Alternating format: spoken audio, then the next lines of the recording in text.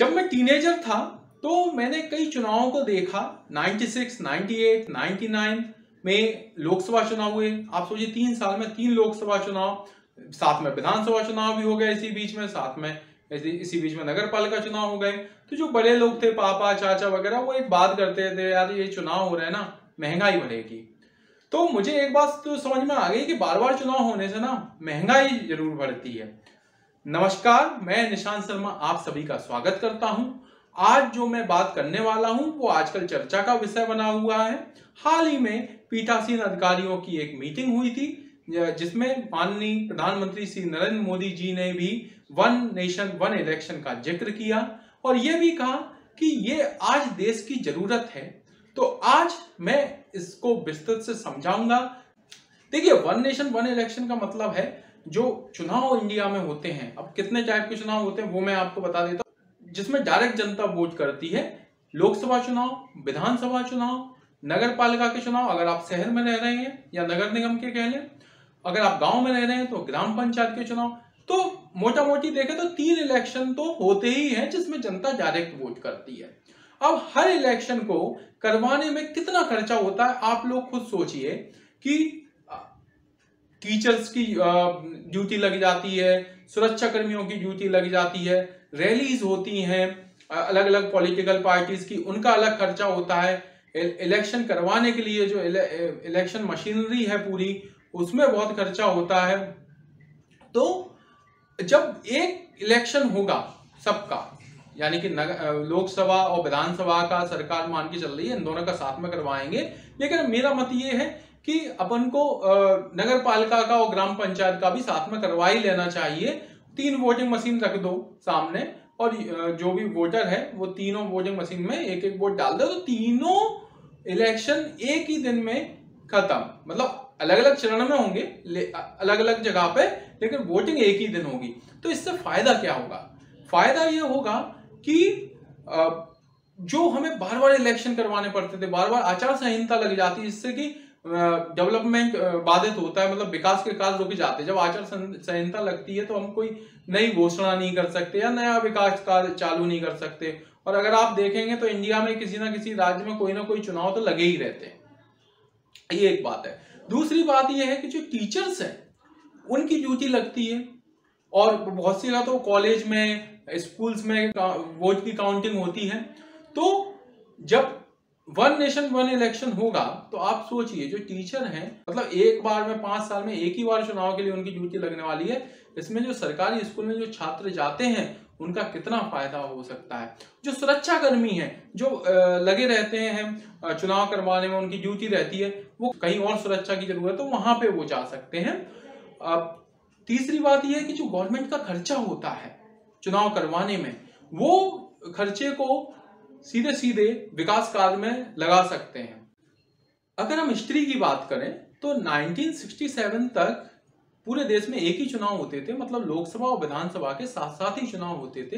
लेकिन हुआ क्या, 1968 में कुछ राज्यों में सरकारें गिर गई या विधानसभा भंग हो गई। 1970 में लोकसभा में भी ऐसा ही हुआ। तो क्या हुआ कि साथ में चुनाव नहीं हो पाए, अलग अलग चुनाव हो गए, मतलब कहीं लोकसभा के हो रहे हैं, कहीं विधानसभा के हो रहे हैं। बहुत कम ही राज्य ऐसे हैं वर्तमान में जिनके चुनाव लोकसभा के साथ में होते हैं।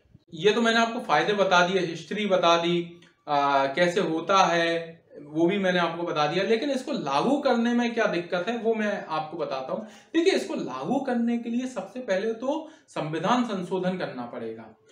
मान लो लोकसभा चुनाव, नेक्स्ट लोकसभा चुनाव जो है 2024 में है। अब बहुत से जगह अगले विधानसभा चुनाव 26 में, 27 में, मतलब साथ में लाने के लिए सरकार को कहीं ना कहीं संविधान में संशोधन करना पड़ेगा।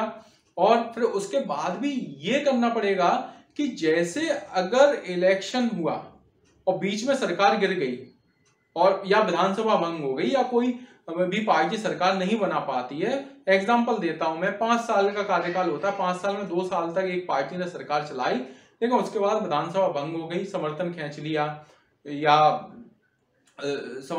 और दूसरी कोई पार्टी सरकार नहीं बना पाई, उस स्थिति में फिर से चुनाव होंगे। अब जब वो फिर से चुनाव होंगे तो उस चुनाव का जो कार्यकाल है वो अगर 5 साल करेंगे जो होता है आज की जगह, तो फिर से विधानसभा लोकसभा चुनाव अलग अलग हो जाएंगे। तो उसमें भी ये संशोधन करना पड़ेगा कि अगर मध्यावधि चुनाव होते हैं तो जो बाकी के बचे 3 साल हैं उसी टर्म के लिए नई सरकार का चुनाव होगा, अगले 5 साल तक नहीं। ये एक महत्वपूर्ण संशोधन है, ये करना होगा। और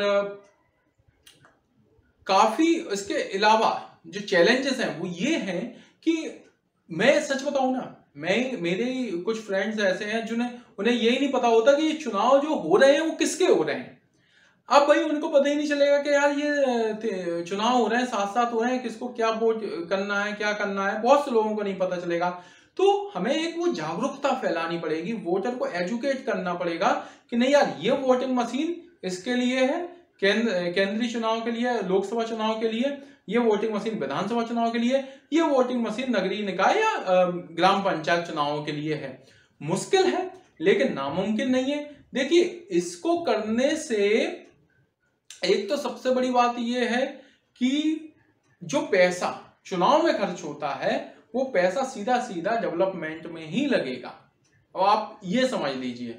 और कहीं ना कहीं हमारे नेताओं को अब एकजुट होना चाहिए। देखिए हम सबसे बड़े लोकतंत्र हैं, और जब हम सबसे बड़े लोकतंत्र हैं तो हमें एग्जाम्पल भी ऐसे सेट करने चाहिए कि दुनिया लोग कहें वाह इंडिया सीखिए कुछ। देखिए जो कानून बनता है उसको वो पास तो लोकसभा और राज्यसभा से होना है, तो हमारे नेताओं को भी इसमें मैच्योरिटी दिखानी पड़ेगी कि भाई आज देश की जो जरूरत है उस हिसाब से हम काम करें, और इस देश को बार बार चुनाव और आचार संहिता इन सब से मुक्त करें, एक चुनाव करें और उसके बाद सब लोग अपने अपने कार्य में लग जाएं। मेरा ये सोचना है कि अगर वन नेशन वन इलेक्शन होता है तो हम पूरी दुनिया के सामने एक एग्जाम्पल तो सेट करेंगे ही करेंगे, साथ में महंगाई कम होगी। सोचिए आप टैक्स पेयर जो है उसका टैक्स डिक्रीज हो जाएगा जब गवर्नमेंट के पास, सरकार के पास राजस्व आ जाएगा, तो बट ऑब्वियस बात है वो टैक्स को अपने आप ही कम कर देगी, ऐसा मेरा मानना है। और मैं इसी बात के साथ में अपनी बात को समाप्त करता हूं।